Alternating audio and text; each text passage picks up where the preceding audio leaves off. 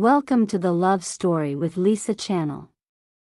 Today, we're bringing you a brand new story. Blood relatives who feel like strangers. My older brother died in a plane crash while rushing home to celebrate my birthday. His body was never found. Our entire family sank into grief, and my parents placed all the blame on me. After that, every year on my birthday they forced me to kneel in front of my brother's memorial tablet and repent to heaven and earth. Then, on my 18th birthday, I was followed by a criminal. Trembling, I sent a message asking for help, but my mother called and scolded me instead. "You're just making excuses so you don't have to kneel again, aren't you? You liar. Why wasn't the one who died that year you?" Before the phone was crushed under the criminal's foot. The only thing I heard was the cold, monotonous beeping of the call ending. My mother had hung up without hesitation. She had also missed the only chance to save me. I was dismembered into pieces, stuffed into garbage bags, and dumped in different places across the city. Even when my father, the forensic doctor in charge of this case, examined the remains, he didn't recognize me. Later, my brother returned happily with his wife, when they learned that the pile of mutilated flesh belonged to me. They all went mad. When my father received the emergency call from the Zhao Bureau and rushed to the police station, pieces of my body were still scattered across different districts of the city. Many of them yet to be found. Outside, thunder roared across the sky. Rain poured down like a flood. All the police officers, together with their search dogs, were combing through the entire city. Captain Frank Fong, soaked from head to toe, carried a blood-stained evidence bag as he stepped through the door. This bag wasn't soaked by the rain. "Old Lin, see if you can find any biological traces from the killer on it." My father nodded and opened the bag. Inside were dark red pieces of flesh, cut neatly like strips of marinated meat. In an instant, my father's eyes turned red. He panted heavily, as if trying to suppress his fury. "This beast. He has no humanity at all. He dared to cut the victim apart while the person was still alive." In all these years, this was the first time my father had cried because of me. Captain Fong's face also twisted with discomfort. He didn't dare interrupt. As more and more body bags were found and brought back to the station, my father slowly pieced my remains together. A full day and night passed. He maintained the same bent posture the entire time, his eyes bloodshot. Gradually, the skinned body, dark red and glistening, began to take shape. Captain Fong finally couldn't bear it anymore. He rushed aside and vomited violently. Afterward, he asked, "The victim has no skin. Was the killer afraid of leaving evidence?" "No," my father took a deep breath. "This is torture." The victim's skin was peeled off while they were still alive. It's clear the killer did it deliberately to torment the victim. Furthermore, judging from the condition of some blood clots, after skinning the victim, the killer even sprinkled salt over the wounds before cutting the flesh. It seems the victim struggled in agony for hours. Meanwhile, the killer simply stood there, watching the victim suffer and enjoying his crime. My father truly was the best forensic doctor in the city. Everything he said about my death was completely accurate. "Damn it, that bastard." Captain Fong cursed. The victim's facial skin was removed and soaked in sulfuric acid, so the appearance can't be identified. Judging from the wear on the teeth, the victim's age is likely between 16 and 20. And in the bag containing the victim's bones, which the killer kept, the right leg bone is missing. There's a high probability that the victim's right leg had a congenital defect or a surgical injury. That could help confirm the identity. The killer was extremely careful. He left no traces that could lead back to him. However, I can reconstruct the victim's appearance through skull reconstruction. But it will take time. Captain Fong patted my father on the shoulder. His gaze drifted toward my right leg, and suddenly he frowned. Old Lin. Doesn't this resemble the Rain Butcher's method from back then? My father's hand, which was removing his gloves, trembled slightly. 8 years ago. Because my father discovered critical evidence. The Rain Butcher had been cornered. In retaliation, he tampered with my brother's flight, causing both himself and my brother to die in the crash. My father had always treated that incident as a forbidden topic. If this killer is really connected to him. Old Lin, hurry and tell your wife to warn your family not to go out recently.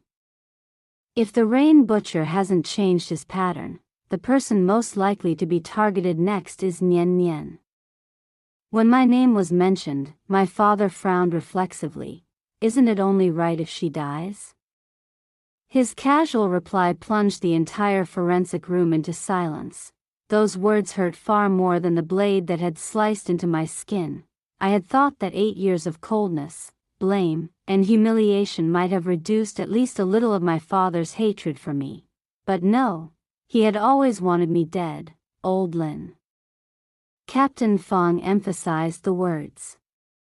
If she heard you say that, what would the girl think? What she thinks has nothing to do with me. If she hadn't insisted that Lucas come home to celebrate her birthday, my son would have escaped. How could the Rain Butcher have found him otherwise? My father panted heavily. His eyes were bloodshot, like a cornered beast letting out a desperate growl. My son died. He died at only 18 years old. And not even a bone was left behind. Her mother and I searched the mountains where the plane crashed for 8 years. 8 years. And we still haven't found a single thing that belonged to him. For 8 long years, words like these had been carved into my flesh and blood through the mouths of my parents. Again and again they reminded me that I was the one who killed my brother. In my midnight nightmares, I always saw the same scene, my father gripping my throat at my brother's funeral, demanding again and again, "Why wasn't it you who died?" Sometimes I also wondered the same thing. Why wasn't it me who died? If that had happened, I would still be the little girl loved by the whole family, instead of the disaster they all hated. Captain Frank Fong let out a long sigh.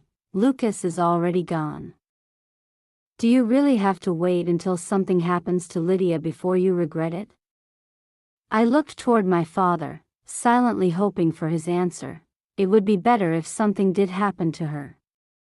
The light in my eyes went completely dark, now that I was already dead.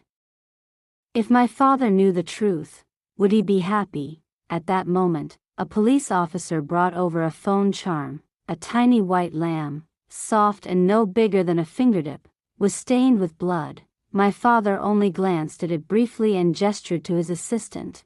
Just an ordinary charm. Send it to the lab and check whether the blood on it belongs to the victim. I froze, looking at my father. I suddenly realized that he had already forgotten.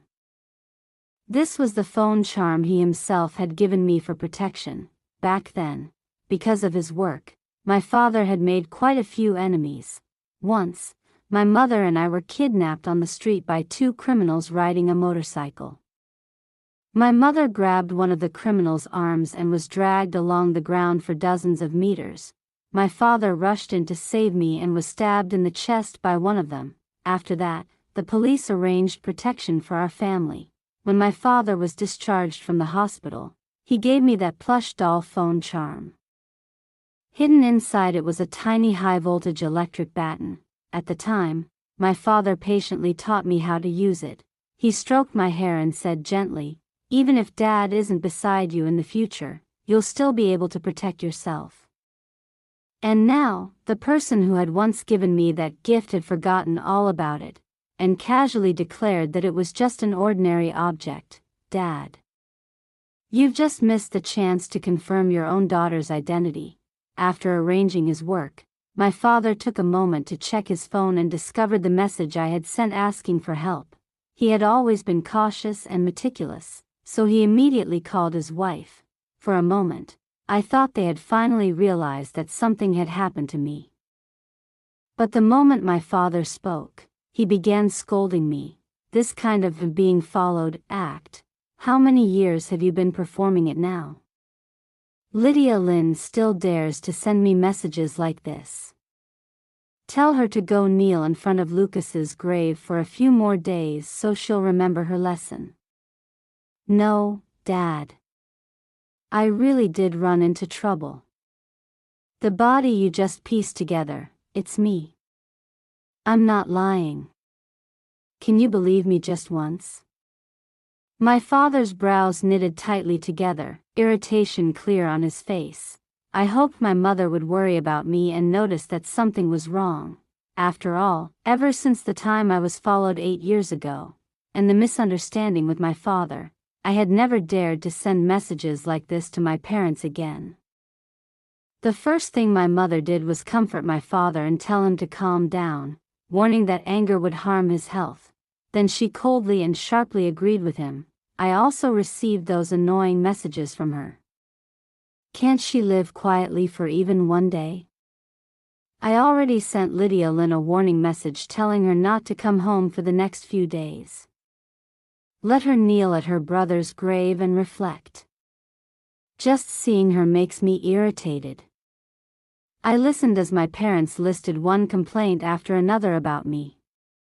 My father also reminded my mother to lock the windows tightly and stay alert. But from beginning to end, neither of them even considered whether I, left alone out there, might actually encounter something terrible. I leaned weakly against the corner of the wall, my chest aching sharply. My death didn't matter to anyone at all. I wanted to report the crime. At that moment, a familiar voice sounded from outside. I want to report a case. My friend Lydia Lynn is missing. She's been gone for 2 days. In the hall, the only close friend I had, my desk mate, Bella Zhang, was speaking to the police. She explained that my phone couldn't be reached and that we had clearly arranged to meet. Yet I never showed up. Seeing how worried she was, her eyes red with tears, my heart twisted painfully. I wanted to reach out and wipe away Bella's tears, but my hand passed straight through her face. I stared blankly at my friend, laughing and crying at the same time. Thank you for helping me. Thank you for trying to save me. When the police asked her how to contact my parents, my father walked into the lobby. He cast a sideways glance at Bella Zhang and said to the officers, "No need to record it. I'm Lydia Lynn's father. She isn't missing. She just made a mistake and has been grounded from going out with those bad friends." He deliberately emphasized the words bad friends. I saw Bella's face turn pale. She lowered her head in embarrassment. But Bella wasn't a bad friend. When I hid in a corner crying, she would pull her jacket over my head to shield me. When I was hungry, she would pretend to be picky and quietly give me her portion of food. When people bullied me, she once chased them all over the schoolyard with a mop covered in filth. When I was isolated by everyone else, she held my hand tightly and joked that the two of us had successfully isolated the entire class instead. Bella Zhang was clearly the best friend I had ever had in my life. Because my father used to work within the system, no one doubted his words. My disappearance, denied by my own parent, was once again swallowed by darkness. I watched Bella Zhang walk out of the police station in a daze, tears falling non-stop. I wanted to chase after her, but I could only remain trapped beside my father. I watched him continue examining my skull. Then I followed him home after work. The dinner table was the same as always: braised fish, spicy stir-fried crab, and shrimp cooked in oil. My mother remembered my brother's favorite foods perfectly, but she never bothered to remember that I was allergic to seafood. Once, during dinner, my father asked me why I wasn't eating. I thought that maybe, finally, he was beginning to care about me. Clutching my chopsticks tightly, I gathered all my courage and said softly, "Dad, I'm allergic to seafood." My mother slammed her chopsticks down on the table and pointed straight at my face as she cursed. "What kind of curse did I commit to give birth to such an ungrateful thing like you? I worked so hard cooking this whole table of food, and now you're acting like it's a crime?" Flustered, I looked toward my father, my great hero, the man who had protected me when I was little whenever my mother lost her temper. But this time, that great hero simply picked up a large piece of crab and placed it into my bowl. "Be good and eat your food. Don't make your mother angry." Their gazes pressed down on me, as if refusing to eat would make me a criminal. In the end, that terrifying plate of crab all ended up in my stomach. That night, my throat swelled so badly that I could barely breathe. My face felt tight and numb, my vision blurring. My whole body burned with pain and itching. "Help. Help me." My voice was hoarse and broken. Staggering toward the door, I tried to open it, but no matter how I twisted the handle, it wouldn't budge. Fear flooded my heart. I raised my hand and began pounding on the door, trying desperately to make a sound. "Help. Please. Mom, Dad, save me. I don't want to die." Through the haze, I heard my mother's voice drifting from the living room. "It's just an allergy. She won't die from it. Good thing the door's locked. She only knows how to pretend to be pitiful. It's disgusting." Last night Lucas appeared in my dream and said he wanted the newest game console. "Hurry up. If we're late, the supermarket will close." "No. Mom. Dad.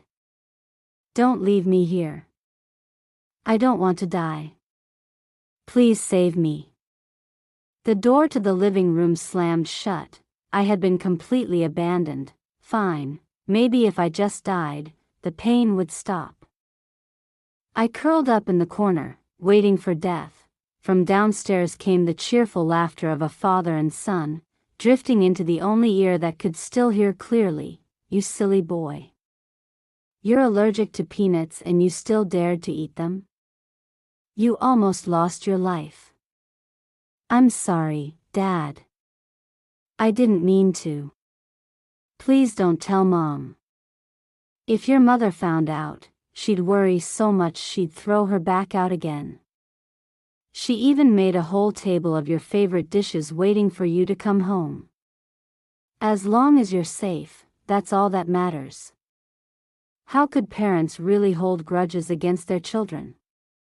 In that moment, I felt like a filthy insect crawling through a sewer, desperately yearning for someone else's happiness. Shame filled my chest so completely that I had nowhere left to hide. I also wanted my parents to love me. I wanted them to care that I had food allergies. I wanted my mother to cook the dishes I liked and take care of me. But I was the wicked child who had caused my brother's death, so I didn't deserve love. But Mom. Dad, I don't want to die. I really don't want to die. That day, I didn't die. At the very last moment, I jumped out of the window and was rushed to the hospital by someone who found me. The doctor said, luckily she arrived in time. If it had been a little later, her life would have been in danger. A woman sitting beside the hospital bed was peeling an orange for her daughter. As she fed the girl slice after slice, she turned to me and said kindly, "Thank goodness you're all right. Otherwise, your parents would have been terribly worried." I watched them with envy.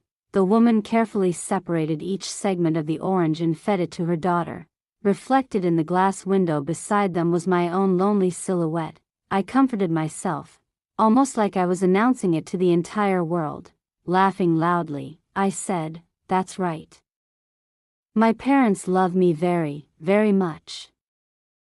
Suddenly, the hospital room door burst open. I saw my parents rushing toward me. A wave of grievance surged up from the depths of my heart. Enduring the pain, I forced myself to sit up, tears streaming down my face. Mom. Dad. I was so scared. I was really afraid I would die. Can you hug me once? Even just once. Just once would be enough. My mother grabbed my collar and dragged me straight off the hospital bed. The 4-needle was yanked out, and blood sprayed out as it tore free, dripping onto the floor. You bastard. You pretended to be pitiful, deliberately causing yourself to have an allergic reaction. And then you even jumped off the building so everyone would know. Right? You want people to think your father and I abuse you, don't you? You want to ruin our reputation, is that it? Why didn't you just jump and die for real? She yanked my arm violently, screaming non-stop. I curled up, clutching my head as kicks rained down on my body. I had never wanted to harm my parents. I simply didn't want to die. I had gambled with the height of the 3rd-floor balcony, and I had won. But I never expected to lose to the hatred my parents had for me. Through the glass window, I caught sight of my father. He was leaning against the wall, watching coldly as my mother tore into me. In the hospital bed next to mine, the woman hugged her little daughter tightly, gently comforting her. The crowd gathered outside the hospital room door stared at me with contempt and rejection, as if I were some vicious child. The image of parental love that I had desperately tried to construct shattered completely in front of everyone. I had deceived all of you. My parents never loved me. In fact, they hated me more than anyone in the world. From that day on, my parents cut off all my living expenses. I applied to live in the school dormitory. Every day, I survived on 1 yuan steamed buns and the free vegetable soup from the cafeteria. At night, I slept in a room shared by 16 people. With nothing but a thin mat and a rough blanket. Every semester, I used all the scholarship money I earned to pay the few hundred yuan for dormitory fees. When I entered middle school and later high school, the dormitory fees increased. All I could do was bury myself in studying day and night. I hoped that every exam would bring me a few more points, just enough to win another scholarship, so that I could keep living. I used to think that if I became more outstanding, my parents would love me again, but reality proved otherwise. Even when I held nearly perfect exam papers in my hands, even when relatives praised me, my mother would still coldly dismiss it. She's stupid. Not even half as capable as Lucas. How could she possibly score this high? The next second, her slap landed hard across my face. Speak. Whose answers did you copy? My cheek burned. The pain in my heart was so unbearable that I wished I could simply disappear. Later, when my homeroom teacher called to confirm my academic results, my mother merely glanced at the pile of torn test papers in the trash can and sneered, "Showing off over such a small score? Your brother used to get perfect scores in every subject. Not like you, so useless. And you're not even ashamed to brag about these grades." Along with the shredded paper, my heart was torn apart as well. My parents liked intelligent children like my brother, so I tried my best to erase myself, to turn into a version of him. I threw myself even harder into studying. Spring passed into summer, summer into autumn, autumn into winter. Heat rashes and mosquito bites came with the changing seasons like clockwork. And when I finally walked out of the college entrance examination hall, I thought I had at last earned the chance to prove myself. I was a good child too. I wasn't worse than my brother. My parents would start loving me, right? But I died the day before the results of the college entrance exam were announced. Even until the moment of my death, I had never managed to become the outstanding child my parents loved like they loved my brother. I watched my parents silently fill my brother's bowl with rice, silently pick food for him. That scene had repeated itself for 8 years. Wasn't I the one who caused my brother's death? Wasn't I the one who made my parents become like this? If that was true, then I had no reason not to die. A knock sounded on the door. Along with it came a familiar voice from deep within my memories. Mom, Dad, open the door. I've brought my wife home. I saw my father, normally cautious and composed, suddenly jump to his feet, knocking over a bowl in the process. My mother, who was always strong, collapsed into the chair instead, her eyes brimming with tears. She kept asking my father over and over, "Is it him? Is it really him?" My father stumbled toward the door. His hand grasped the doorknob, lingering there for a long moment before finally turning it. The door swung open. Standing outside was a tall man. The person I saw was my brother, the brother I had supposedly killed 8 years ago. My father's voice trembled. "Lucas. Is that really you?" My brother nodded vigorously, his eyes red as well. "Dad, it's me. I'm back." My father, who had always controlled his emotions so carefully, suddenly rushed forward and hugged him tightly. His hands pounded heavily against my brother's back as he choked out his words. "He's alive. Ha ha ha. He's alive. Our son. We waited for you for 8 whole years. You finally came back. My son. Lucas. Lucas is back." My mother ran over as well. She clutched my brother's clothes tightly and collapsed into his chest, crying uncontrollably. "Where have you been all these years? Why didn't you call your parents even once?" My brother wiped his eyes and comforted them. "I'm sorry. I just wanted to come back after becoming successful so you could be proud of me. I didn't mean to hide it from you." My mother scolded him while lightly hitting him in mock anger, tears streaming down her face as she released the longing and suffering she had carried for 8 years. My father helped her stand and carefully examined my brother. "When the plane crashed, were you injured anywhere?" "That's right," my mother added. "Your father and I searched for you for 8 years. Every single passenger died. We thought you..."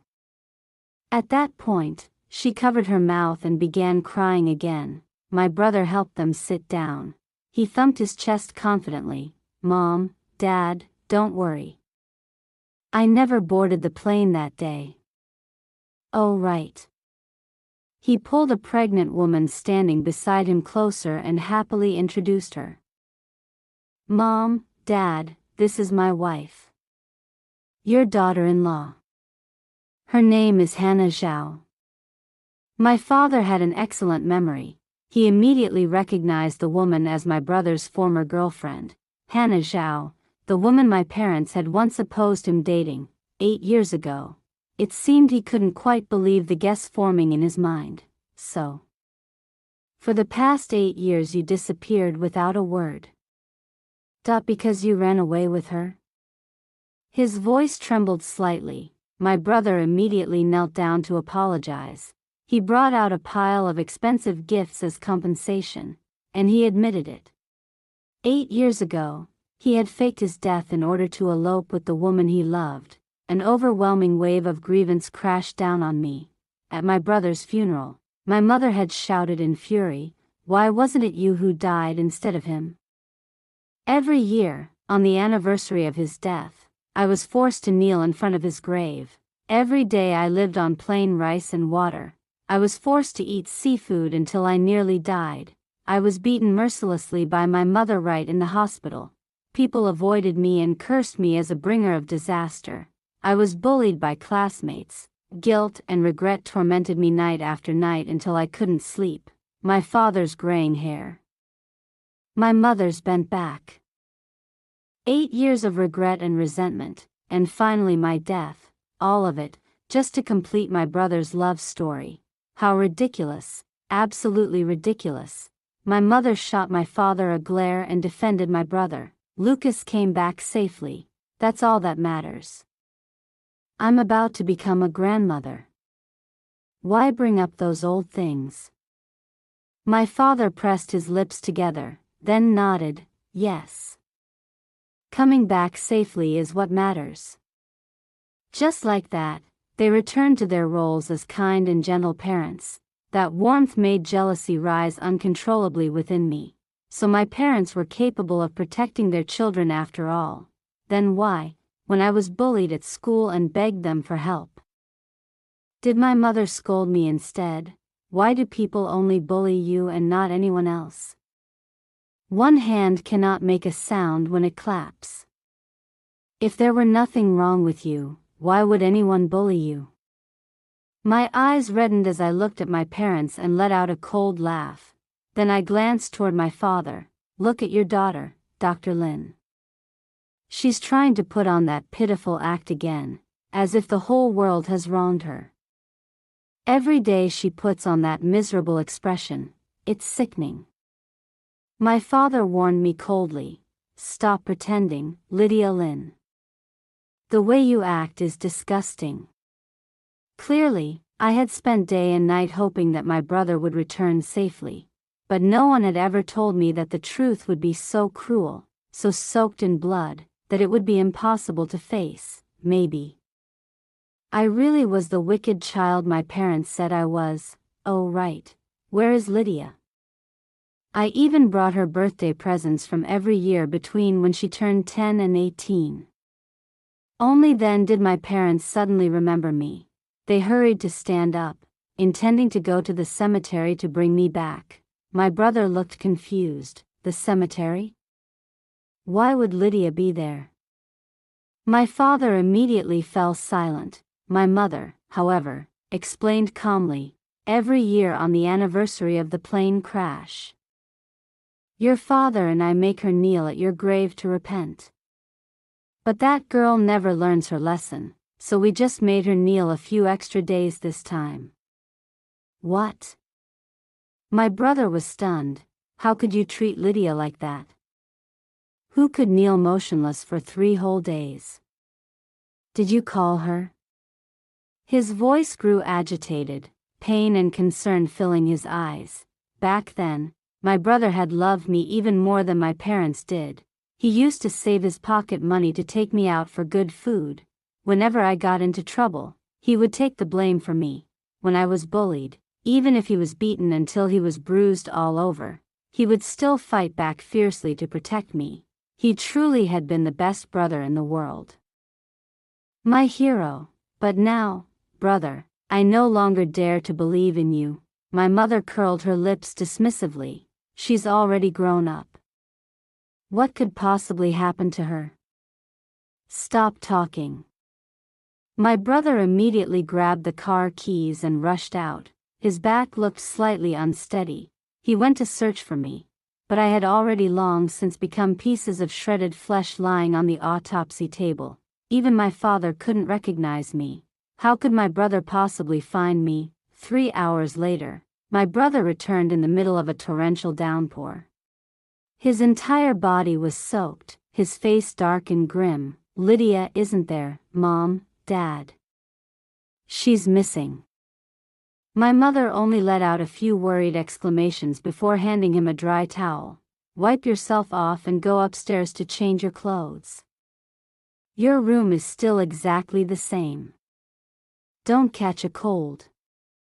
When she said those words, did she ever think about me, the child kneeling alone in the rain at the cemetery? My brother let the towel fall to the floor. The confident and upright figure he once had now seemed hunched. His lips trembled as he repeated, Mom, Dad. I said Lydia is missing.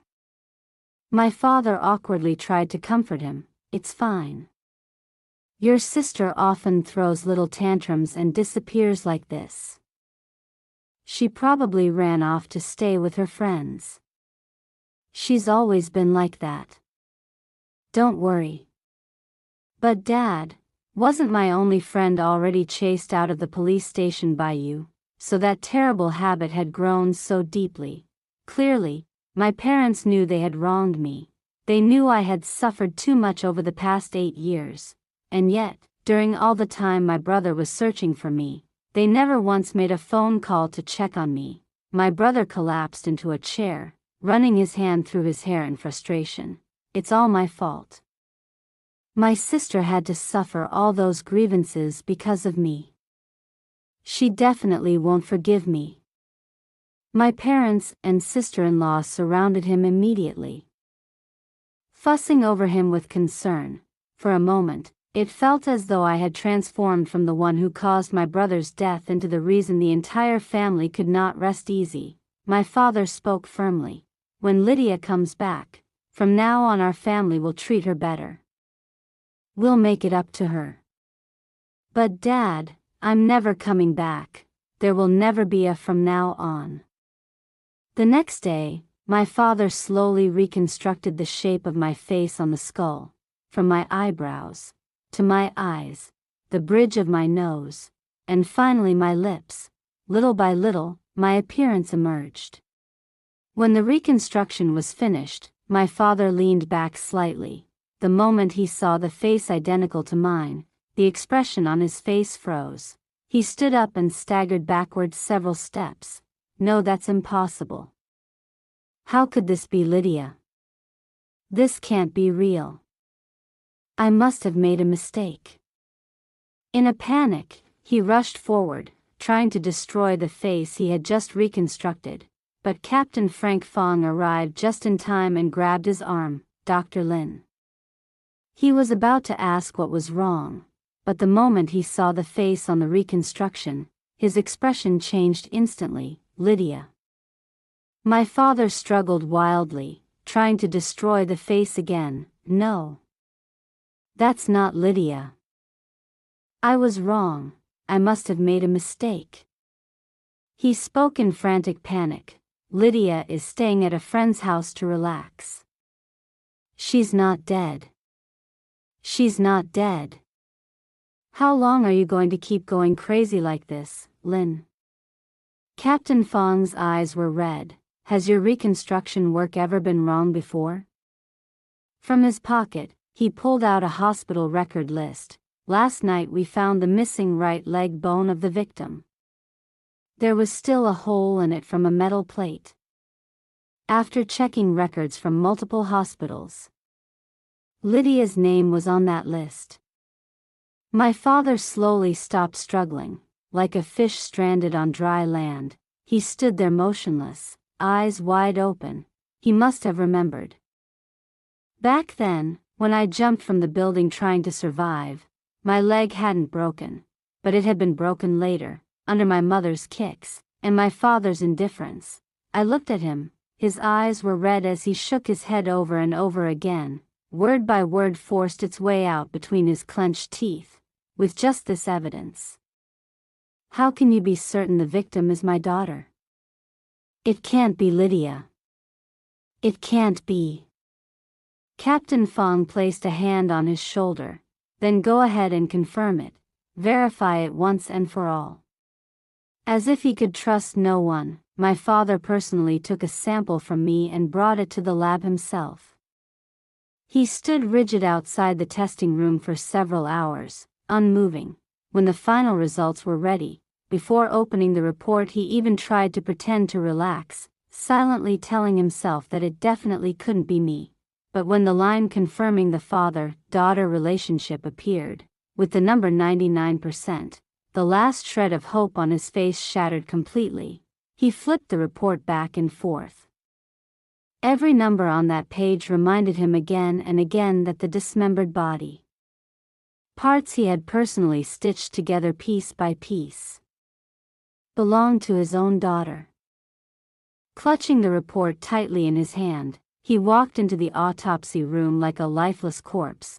He came to my blood-soaked remains. My body was torn apart like a piece of shredded cloth that had been crudely stitched back together. No one understood the cause of a victim's death better than a forensic examiner. My father trembled as he reached out a hand. But he didn't dare touch the body that no longer had a single patch of intact skin. Engian Engian. My Engian Engian. How much pain must you have suffered? At first he tried desperately to hold back the choking sobs rising from his throat, but then the entire autopsy room echoed with his heartbreaking, despairing scream. The captain shook his head, his eyes red. Old Lin. I told you before. Don't wait until later to regret it. Crying now is useless. What matters is catching the killer so Engian Engian can rest in peace. My father grabbed tightly at the captain's pant leg. All the strength he once had was gone. Tears and mucus ran down his face as he begged, I'm begging you. Please. You must catch him. You must catch him. The captain patted his shoulder and promised that the murderer would be caught, because the shock of losing his daughter had severely affected my father's mental state. The police department gave him some time off. I silently followed behind him as he walked slowly along the road from the police station back home. The graying hair at his temples had, in such a short time, turned almost completely white. He walked under the rain like a strange clown, lonely and out of place. Suddenly, from the alley beside the street, a girl's cry for help rang out. The sound pierced through the rain and struck straight into my heart. My pupils shrank. It was Bella Zhang. My father quickly pulled out his phone and sent a message, then rushed into the rain like a leopard, charging toward the alley. Inside the alley, a tall man wearing a tightly sealed black raincoat was holding a scalpel, forcing Bella Zhang into a corner. Hearing the movement, he turned his head.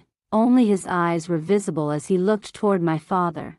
Those eyes contained madness, the desire to destroy everything, along with cruel excitement and a twisted sense of satisfaction. I couldn't stop the pain spreading through my body. It was a trembling that reached into the soul, a helplessness so deep it felt like despair. In that dark room, I had been tied tightly.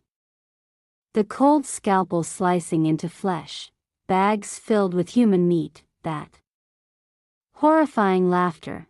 When my father saw the man's appearance and the scalpel in his hand, he seemed to understand something. His eyes turned blood-red with hatred as he stared at him. You're the one who killed my daughter. I'll kill you. He grabbed a discarded wooden plank from a nearby construction site and charged at the murderer. My father had taken part in many combat training sessions before. He had a chance of winning. He forced the killer against the wall with the plank. But then the man began to provoke him. Forensic Dr. Lin. Are you really planning to hand me over to the police? Your daughter was the prey I chose. In this alley, she screamed and begged for help. But none of you knew anything, did you? Ha ha ha. So I peeled her apart, layer by layer. Her screams sounded wonderful. You bastard. I'll kill you. My father was provoked to the limit. Using all his strength, he pressed the wooden plank against the killer's throat. In his eyes there was only the intention to kill. But because of his carelessness, several openings appeared. The murderer pulled out the scalpel hidden inside his sleeve and swiftly slashed my father's wrist. Blood poured out immediately, draining his strength. The sound of police sirens echoed faintly from afar.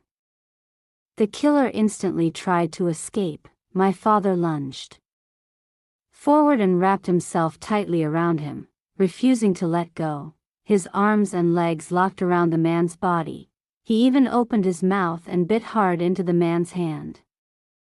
The killer screamed like a pig being slaughtered. That scream suddenly shattered the fear inside me. So it turned out that no one was invincible, and no one was impossible to defeat. The man fumbled around and grabbed a wooden plank with rusty nails in it, then slammed it violently into my father's back. He kept pressing hard into the wound. Blood flowed non-stop, soaking my father's back until his shirt turned completely red.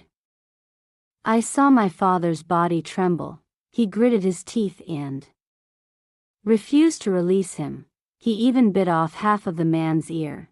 the murderer howled, pulled the nail free, and stabbed repeatedly into my father's body. My father's face gradually turned pale. In a moment of weakness, the killer managed to break free from his arms, but my father immediately grabbed his leg again. No matter how hard the man kicked him, my father refused to let go. I heard my father whispering a name over and over again, Engian Engian. My tears suddenly fell. The love I had longed for over 8 years had finally arrived, but it had come too late. In the end, the killer managed to escape. At that moment, Captain Frank Fong arrived with his men. He tried to help my father up, but my father only weakly raised his hand and pointed in the direction the killer had fled.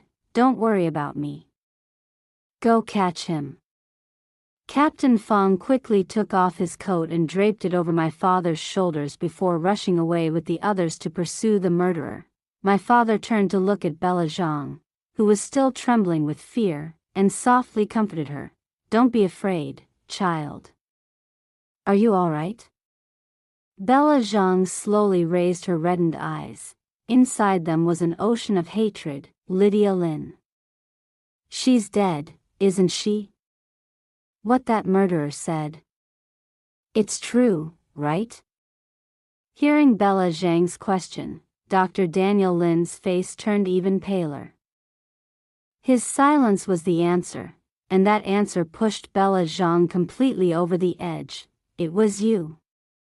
You're the one who killed Lydia. If you people hadn't forced her to go to the cemetery to kneel before the grave of your useless son, she would never have run into something like that. That day I clearly felt that something was wrong and went to report it to the police, but you stopped me. If we had reported it then, Lydia might not have died. All these years, have you ever cared about her at all? When she was bullied by her classmates, when they burned cigarette butts into her arm, where were you? When she was cursed as a child with no father and no mother, where were you? When she sent messages begging for help, where were you then? Just when I was about to find her, you jumped in and interfered. You extinguished her last shred of hope. Do you even know how much Lydia valued you people? Because you didn't like disobedient children, she let you beat and scold her without daring to fight back. You didn't like children with poor grades, so she buried herself in studying day and night, until both her hands were covered with wounds that burned and itched terribly every winter. She once told me that she had killed her brother. So she deserved to endure your anger. But it's been 8 years. 8 whole years. Are your hearts made of stone? Or was Lydia never your daughter at all? Your family doesn't deserve to be her family. If I had been by her side that day, she wouldn't have died. If I were her, and had parents like you, I would never forgive you for the rest of my life. Even if I died, I'd go somewhere far away so I'd never have to see people who disgust my eyes." Bella Zhang burst into tears and ran away, leaving my father lying on the ground in pain. He struggled to get up and silently watched her disappearing figure. Then he put on the coat Captain Frank Fong had left on his shoulders and quietly followed after her. From a distance, when he saw that Bella Zhang had safely returned home, he finally stopped. I turned to look at him. I wanted to thank him, but my heart was filled with complicated emotions. I respected his courage in protecting the safety of the people, yet I also hated the cold indifference he had deliberately shown me for so many years. My father staggered back a few steps and had to lean against a tree by the roadside to steady himself. "Lydia. If that day I had read your message earlier and rushed over to protect you, would you have been able to come home safely? Just like that girl?" The rain poured down heavily. It was impossible to tell whether what streamed down his face was rainwater or tears. Only that his eyes were red, so red it made one's heart ache. "But Dad, in this world, there are no what ifs. He didn't go to the hospital. Instead, he silently returned home without saying a word. That evening, the house was brightly lit. The dining table was filled with a lavish spread of dishes. My mother, my brother, and my sister-in-law were all there. They were eating, laughing, and chatting happily. When my father walked in, my mother immediately called out, "Oh my, why are you completely soaked? Go change your clothes and come eat. The whole family is here already, only you were missing." The whole family. My father coldly swept his gaze across the laughing faces around the table. Then suddenly, he flipped the entire table over. The sudden outburst terrified everyone. My mother and my brother immediately moved to shield my sister-in-law.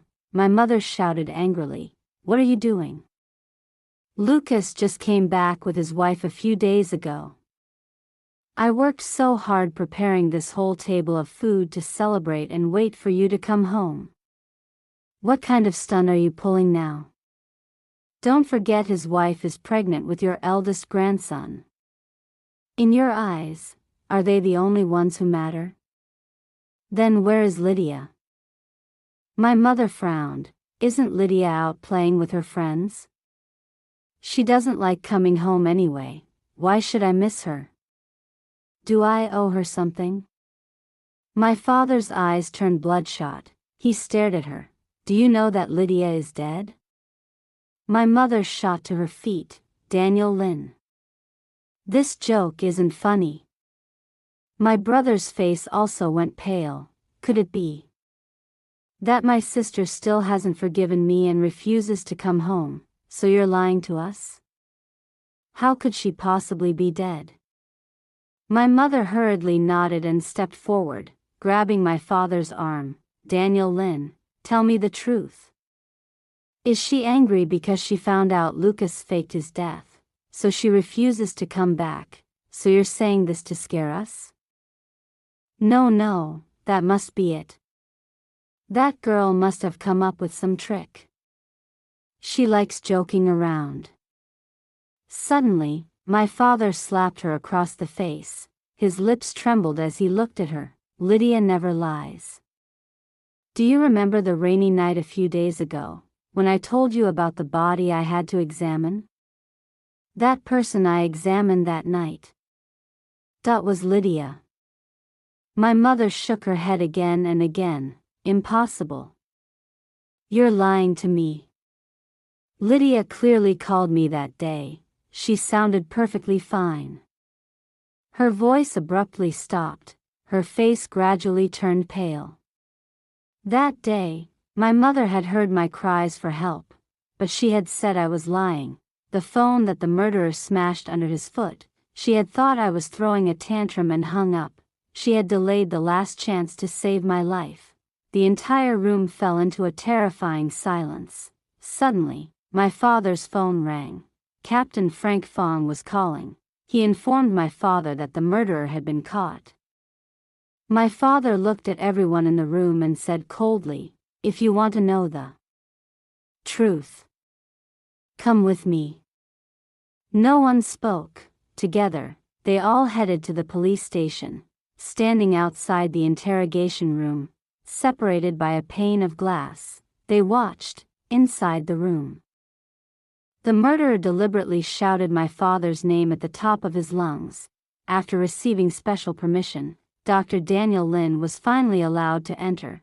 The moment the killer saw him, a satisfied smile spread across his face. "Dr. Lin, 8 years ago you chased after us relentlessly. That's why my brother and his son both died. 8 years later, I'll let you taste the pain of losing a child. I'll let you watch your bloodline end. Don't be so impatient, Dr. Lin. Don't you want to know how your daughter died? I'll confess everything. That video is still in the album on my phone. There." The murderer proudly showed it to my father. The video was projected onto the screen in the interrogation room, and also into the observation room outside. On the screen appeared a narrow alley soaked in rain, the place where he had cornered me. In the video, my voice trembled, but I tried to bargain with him. I've already sent a message to my parents. My father is a police officer. They'll be here soon. You'd better run now. If you don't, you won't be able to escape. Really? He glanced at the phone lying shattered under his foot, but from the sound of it, your mother doesn't seem to believe you. You liar. That title really suits you. In the video, he grabbed my hair and yanked me around while I screamed desperately for help. Suddenly, the screen went dark. The sound stopped. A small white stuffed toy was suddenly pressed against his neck. Then my voice sounded again, calm and firm. Don't move. Otherwise you'll find out how powerful this electric baton is. My father made it specially for me as a self-defense weapon. You'd better get ready to be arrested. What? Why isn't it working?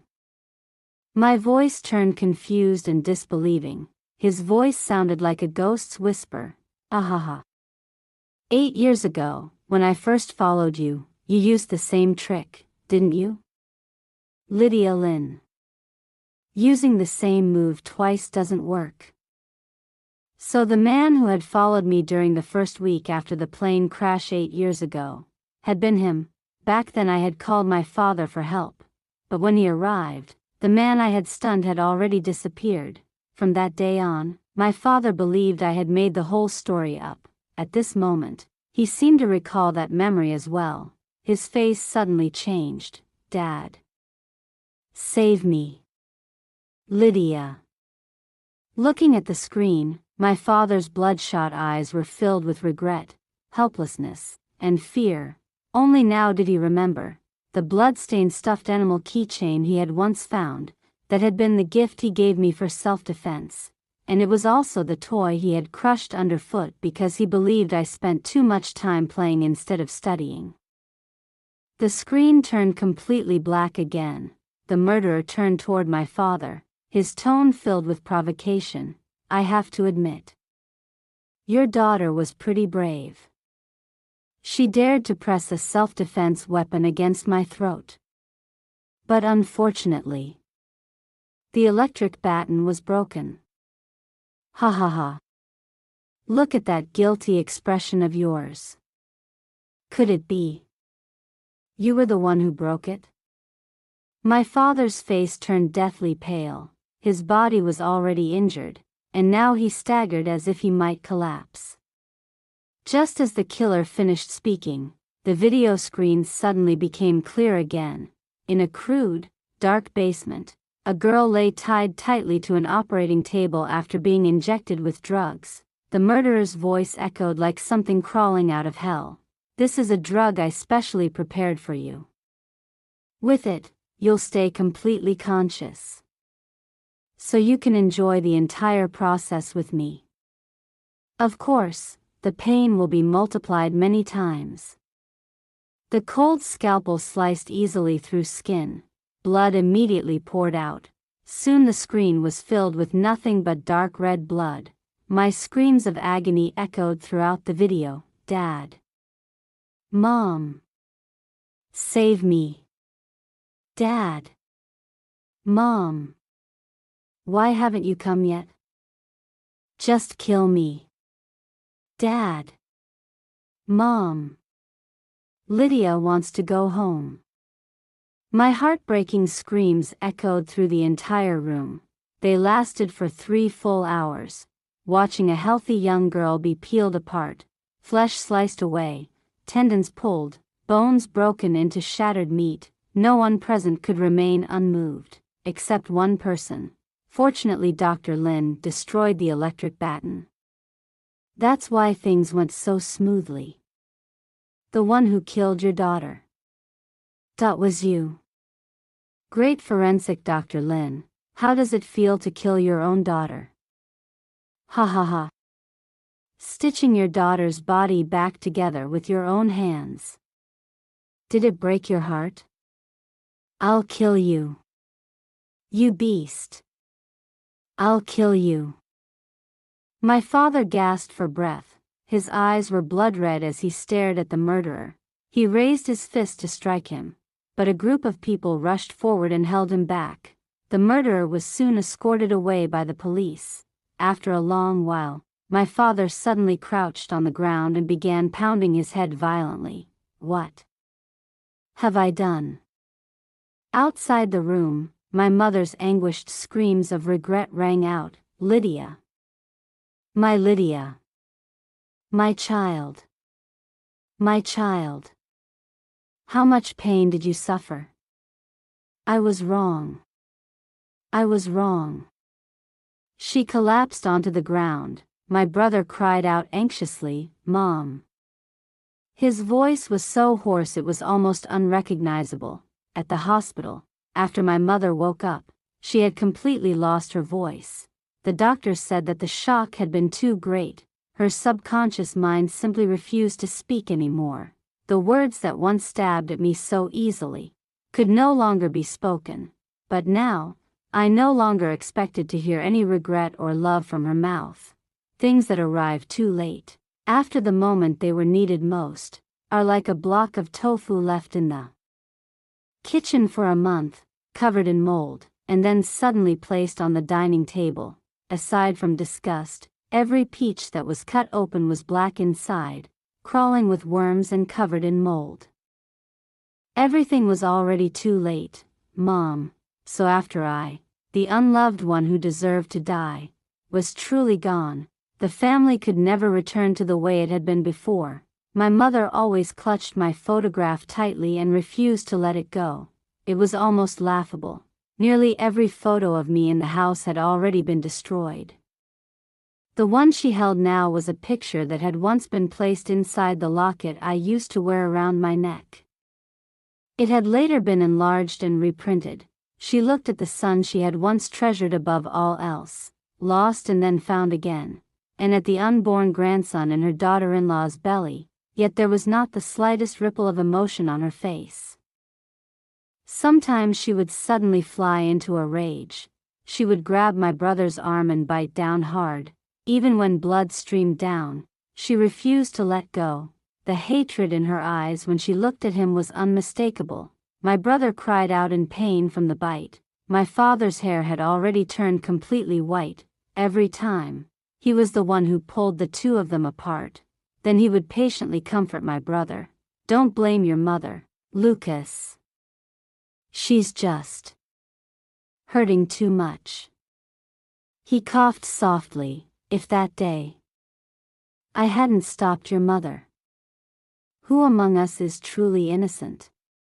I was trapped in that house, forced to watch the four of them torment one another for more than a month. Truthfully, even I didn't know whom I should hate. Should I hate my brother, for faking his death after speaking with me? Should I hate my father, for looking at me with cold indifference for 8 long years? Should I hate my mother, for beating and resenting me for 8 years? Or should I hate the murderer, cruel and violent? Just as my father said, was my death really caused only by the killer? Each of them had played a part, but someone who had never even been loved. How could she possibly learn how to hate? None of them had ever loved me, so even if my death was the worst possible outcome, I had already dreamed of it hundreds of times. When there is no hope, there is no resentment, only regret. It was just like the day my college entrance exam results came out. The phone in our house rang endlessly with calls from prestigious universities. With nearly perfect scores in every subject, I was courted eagerly by one school after another. Every call was filled with congratulations. Yet each one felt like a blade carving into the hearts of my family, even my pregnant sister. In-law couldn't hold back her tears as she leaned against my brother's shoulder and sobbed. She clearly had such a bright future ahead of her. Those words seemed to strike some hidden nerve. My mother suddenly returned to her senses. She placed my photograph down and prepared a table full of delicious food. But no one had any appetite. My father had never drunk alcohol in his life. Yet that day, he finished bottle after bottle. That night, my mother lay in a bathtub filled with water. She slit her wrists, holding my photograph in her arms. She softly hummed a lullaby. Gradually, her eyes closed. Separated only by a single door, my father lay drunk on the bed in the bedroom. He had collapsed there, facing away from the bathroom. Even with his eyes closed, faint traces of tears still clung to them. The next day, my father calmly arranged my mother's funeral, but his back had grown noticeably more hunched. A few days later, the case of my death was finally brought to trial. The man who killed me was sentenced to death. The execution was carried out immediately. The gunshot rang out. The nightmare that had enveloped me finally vanished completely.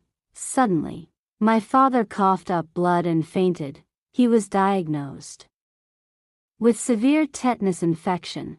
When my brother learned the diagnosis, he collapsed. He knelt down, begging the doctors to save him. But my father firmly refused treatment. My brother cried so hard he could barely speak. Sentence after sentence, he asked my father, "Mom has already left me. And now you want to leave too? Dad. What am I supposed to do? I'm begging you. Please, Dad. I'm begging you. Stay. Please stay, okay?" My father only smiled faintly. "Your mother and I both chose to do something wrong. At the beginning, I didn't stop her. So now, don't stop me. Lucas. Saying I don't blame you would be a lie. But your father deserves to die too. We all have to pay for our mistakes." My father died. He died on the day he tried to organize my funeral. On that same day, my brother buried him, and along with my father, he buried the love he had sacrificed everything to pursue for 8 years. My brother and my sister-in-law divorced. He left all of his property to her. Then he disappeared. From that day on, the cemetery gained one more figure. Every single day, from morning until night, a man knelt before a grave. Bella Zhang came to visit me. In her hands was the admission notice from the Criminal Police University, the school we had once promised each other we would enter together. I finally passed, just like we promised. Look. It says here, loyal to the people. Fair and incorruptible. I've decided to become a good police officer. I'll protect everyone. Your share too. I won't slack off, I promise. But you stubborn girl. You dared to leave without my permission. Well then. As punishment, you have to live freely. From now on, live for yourself. If you don't say anything, I'll take that as agreement. Then it's decided. I pouted. Bella Zhang, you're really too domineering. I didn't even get a chance to speak, but looking at the bright smile on her lips and the redness in her eyes, I smiled too, and nodded. All right then, it's decided. The restraints around my body suddenly vanished. My figure slowly began to dissolve. Light as the wind, a gentle breeze drifted past. A flower petal was lifted into the air and landed softly on Bella Zhang's shoulder. On a rooftop bathed in sunset light, Bella Zhang once groaned that the exam questions were too difficult. Lydia Lin turned her head back, a sparkling smile in her eyes. "Bella, when you get into university, I'll be the first one to bring flowers to congratulate you. It's a promise. It's a promise, Bella. Congratulations on getting into university." Bella Zhang held the bouquet. A tear fell onto the petals. She smiled at my tombstone. "Thank you." The end. If you enjoyed the story, don't forget to like and subscribe to Love Stories with Lisa for more stories. Thank you so much.